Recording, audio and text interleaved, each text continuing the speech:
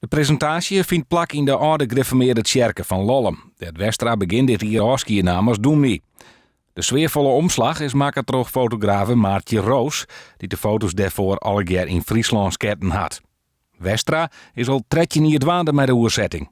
Het eerste deel, het zeilschip van de Ring, kwam in 2011.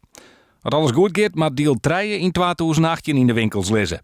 De boeken zijn vooral geschikt voor terugzetters, want de oerzetting van het rieke Engels van Tolkien smiet geen makkelijk toegankelijk Fries op.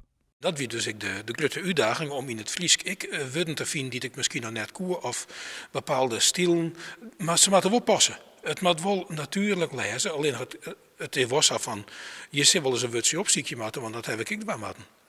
Hoe kan mensen lezen dit nou? Er zijn mensen die het mooi vinden om de rijkdom van de Friese taal echt te proeven. Ik de tijd van te nemen van, oh, zakkeer dat zei ze van, oh, wat is dat mooi, wat klinkt dit goed. Die mensen minder. In de binnen zelfs de fans van Tolkien. En die zit je net alleen in Friesland. Die zit in Nederland en over de hele wereld. Die zei ze van, ja, Fries, daar heb ik niet zoveel mee. Maar als er een Friese Tolkien komt, dan moet ik die hebben. Toch is het vanzelf wel een heel apart project. Want Jilt Smit is het zeker net, maar jij er Jilt bij, denk ik. Van, waarom doe je het dan toch?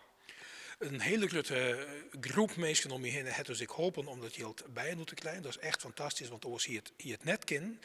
Het is een vorm van aan de ene kant leeuwen in het mooie en het waardevolle van die taal. Dat je denkt, als ik het net doe, dan mist er wat.